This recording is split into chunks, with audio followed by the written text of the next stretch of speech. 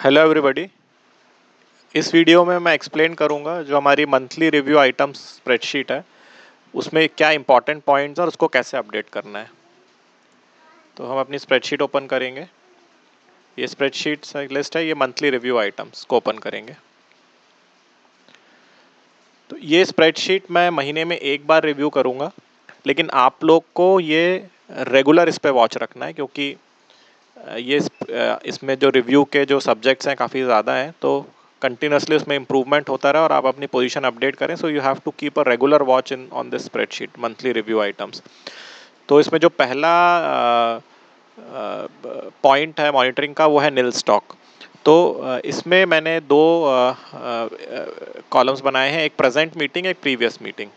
Previous meeting just आपके reference के लिए है कि प्रीवियस मीटिंग में क्या था। अगर वो फिर से प्रेजेंट मीटिंग में आ रहा है तो अकॉर्डिंगली आप उसमें एक्शन ले सकते हैं। तो this previous meeting is just for your reference. तो जैसे प्रेजेंट मीटिंग में ये 4 आइटम है जो नील स्टॉक है, ये डीलिंग स्टाफ है। तो डीलिंग स्टाफ को इसमें एक्शन लेना है। एक्शन इज क्लियर कि टीओडी लगानी है, कवरेज करना है, और एग्जिस्टिंग कवरेज है, सप्लाई नहीं आ रही है, फर्म से चेस करना है, और अगर फर्म सप्लाई नहीं कर रही है तो एक दूसरा कवरेज करना है। जो भी एक्शन लिया है, जो भी स्टेटस है, वो यहाँ रिमार्क्स कॉलम में डीलिंग स्टाफ अपडेट करेगा। अगला आइटम है 6 months pending non stock demands. तो इसमें प्रीवियस मीटिंग डेटा ये है, तो इसमें पिछली बार कोई आइटम नहीं था, विच इज़ गुड। इस बार इसमें एक आइटम है UIC 130 प्री सील्ड, और ये फाइल नंबर इसका जो भी है 50223। तो डीलिंग स्टाफ इसमें अपडेट नहीं होगा, तो सबको अपने अपने नॉन स्टॉक आइटम देखने हैं, बहुत कम होते हैं, आप इजीली देख सकते हैं। और जो भी डीलर है वो यहाँ अपना नाम लिखेगा और रिमार्क्स अपडेट कर देगा। अगला आइटम है stock and dues less than 7 months. तो ये पुराना डेटा है थोड़ा, आई थिंक मुझे अभी टाइम हो गया इसको अपडेट किए हुए, 1 महीने से ज़्यादा हो गया। तो ऑब्वियसली इसमें आप लोग ने कुछ कुछ एक्शन लिया भी है, यहाँ रिमार्क्स भी अपडेटेड है। तो ये लिस्ट अभी इट्स अ ह्यूज लिस्ट। इसमें अभी 420 आइटम्स है, विच इज़ टू मच। इतने आइटम्स मॉनिटर करना इज़ नॉट पॉसिबल। और ये जो एक्सटेंसिव लिस्ट है एक एक आइटम की, और उसमें डीलिंग स्टाफ दिया हुआ है, so it is for you guys, ये आप लोग के लिए है। आप लोग एक एक अपना आइटम यहाँ देख सकते हैं जिसमें टीओडी लगानी है। देखिए, stock and use less than 7 months है तो टीओडी लगानी है। तो ये एक्सटेंसिव लिस्ट, ये it is for your reference कि आप इसमें टीओडी लगाएं। एक एक आइटम हम लोग मॉनिटर नहीं करेंगे।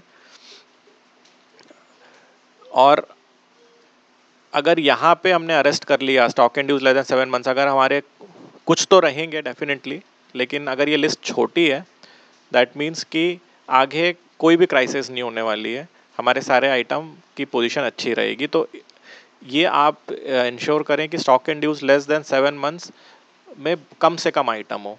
अभी जैसे 420 आइटम है, which is a huge list.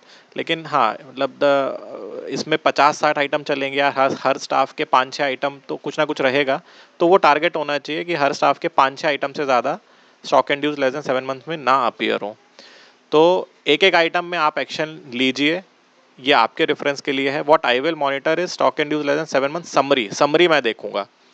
तो समरी कैसे अपडेट करनी है ये मैं एक्सप्लेन कर देता हूँ। जैसे जगदाले के 25 आइटम्स हैं, तो इसमें सबमिट या तो आप टीओडी लगाएंगे, या अगर एसी रिव्यू हुई है, एसी रिड्यूस हुई है, तो आप उसका परचेज ड्रॉप कर देंगे। और न्यू पीएल एडिंग कितना है, जस्ट फॉर रेफरेंस की ओवरऑल हेल्थ कैसी है। तो इसमें 25 में से न्यू पीएल हेडिंग कितना है वो लिख देंगे, कितने में टीओडी लगाए और कितने परचेज ड्रॉप किया है। तो ये जो दो कॉलम है, ये दोनों मिला के 25 होना चाहिए। मतलब अगर आपने टीओडी 20 में लगा दी, 5 में परचेज ड्रॉप कर दिया, मतलब आपने 25 के 25 में एक्शन ले लिया। अगर ये दोनों कॉलम मिला के जो सम आ रहा है वो मान लीजिए 15 आ रहा है, दैट मीन्स कि 10 आइटम में आपने अभी तक एक्शन नहीं लिया है। तो वो 10 आइटम हम डिस्कस कर सकते हैं कि वो 10 आइटम कौन से हैं, क्यों एक्शन नहीं ले पा रहे, क्या इश्यूज आ रहे हैं। तो इस तरह आपको यहाँ पे अपडेट करना है। नेक्स्ट आइटम है अवेटिंग टीओडी नॉन स्टॉक। तो इसमें प्रेजेंट मीटिंग में एक भी आइटम नहीं है, और प्रीवियस मीटिंग में 3 आइटम थे। It is just for reference. तो प्रेजेंट मीटिंग में एक भी आइटम नहीं है, this is a good position. Next item is DP expired cases. So there are lot of DP expired cases. अगर हम देखें तो Around 300 DP expired cases were there in the system जब when this sheet was updated. काफ़ी में आप लोगों ने एक्शन भी ले लिया है. सो दिस डिटेल्स जो हैं, ये जो डिटेल्स हैं item wise PO wise, these are all for your references कि ये केसेस में डीपी एक्सपायर हो गई है और आप लोग को एक्शन लेना है. डीपी एक्सपायर्ड केसेस में मैं पहले भी एक्सप्लेन कर चुका हूँ कि विद इन 7 days आपको केस फाइल पुटअप करना है. अगर फर्म की रिक्वेस्ट आई है तो करना ही है, और नहीं आई है तो भी करना है, फर्म से कोऑर्डिनेट करना है. और अगर फर्म रिक्वेस्ट दे देता है कोऑर्डिनेट करने के बाद तो पुटअप करना है, नहीं देता है तो अकॉर्डिंगली पुटअप करना है कि firm has not given any request. तो ये डीपी एक्सपायर्ड केसेस आपको अटेंड करने हैं. सो एक एक case I will not be discussing in details, it is for your reference. आप इसमें देखिए और अकॉर्डिंगली एक्शन लीजिए. What I will B monitoring is this summary. जैसे अर्चना के 36 केस हैं, तो कितनों में पुटअप कर दिया है. आई विल बी मॉनिटरिंग कि 36 में से 36 पुटअप हो जाने चाहिए. अगर 36 में से सपोज 30 पुटअप हुए हैं तो 6 बचे हैं, तो दो 6 items can be discussed in detail कि वो क्यों पुटअप नहीं हो पा रहे हैं, क्या इशू है. मोस्टली आप लोग का ये टारगेट होना चाहिए कि जितने डीपी एक्सपायर्ड केसेस हैं वो सभी पुटअप हो जाने चाहिए. Next item is pending firms MA request. ये जो सिस्टम में पेंडिंग रह गई हैं वो यहाँ पे अपीयर होंगी. रेगुलर बेसिस पे आप तो डेली ये चेक करेंगे, डेली इसको क्लियर भी करते जाएंगे. तो वो जो है वो कैप्चर नहीं होंगे because those are already cleared. जो थोड़े बहुत बचेंगे जो काफ़ी टाइम से पेंडिंग हो गए हैं, हालांकि ऐसा केस नहीं होना चाहिए लेकिन फिर भी अगर ऐसे केस हैं तो वो हम यहाँ पे डिस्कस करेंगे. तो महीने में एक बार इसको डिस्कस करेंगे. तो यहाँ पे अगर आइटम अपीयर हो गया है तो डीलिंग स्टाफ को, जैसे पहला आइटम देख लेते हैं, डीलर इस पांडे. तो आपको यहाँ पे ये ड्रॉप डाउन में से जो भी है सिलेक्ट करना है.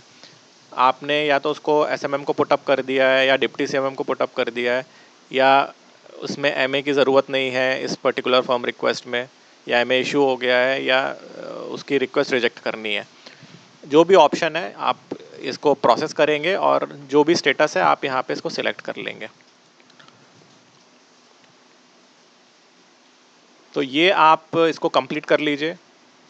जितने भी केसेस हैं यहाँ पे, ये सभी में एक्शन वाला कॉलम आप लोग अपडेट कर दीजिए. इसके बाद अगला आइटम है new PL headings TOD status. तो दिस इज़ वेरी इंपॉर्टेंट. ये मुझे लग रहा है कि ये आप लोग देख नहीं रहे हैं, तो इसको देखना स्टार्ट करिए. जो नए पीएल अकाउंट ओपन होते हैं जो अभी तक किसी को अलॉटेड नहीं है, वो आपको कैसे पता चलेगा. जैसे कोई आइटम मैंने जगदले को अलॉट कर दिया, जैसे ये आइटम है टॉर्शन स्प्रिंग रबर, ये मैंने जगदले को अलॉट कर दिया है. तो उसको कैसे पता चलेगा, क्योंकि वो उसकी ओरिजिनल लिस्ट में नहीं है, स्टाफ फाइंडर में भी नहीं है. तो ये जो आइटम है new PL headings TOD status, ये आपको रेगुलर इस शीट को आके देखना है. जैसे ही कोई नया पीएल अकाउंट ओपन होता है तो और उसकी एंट्री यहाँ पे कर दी जाती है और उसको अलॉट कर दिया जाता है, तो उसमें आपको इमीडिएटली एक टीओडी लगाना है हाफ एसी की. This is the action. New PL headings में आपको इमीडिएटली हाफ एसी की टीओडी लगाना है और यहाँ पे अपडेट कर देना है. जैसे यहाँ पे ये सुशील ने अपडेट किया हुआ है कि इसने टीओडी लगा दी है, तो इसका एक्शन ख़त्म हो गया. बाकी मैं देख रहा हूँ कि किसी ने भी यहाँ अपडेट नहीं किया है, तो इनको आप अपडेट करिए. जो नए पीएल हेडिंग्स हैं टीओडी सब में लगाना है. जैसे सतीश ने कुछ किया है, प्री टीएस में भेजा हुआ है, इट्स ओके, लेकिन फाइनल आवर टारगेट इसकी टीओडी लग जानी चाहिए. जैसे ओल्ड पीएल एग्जिस्ट, ये एक है.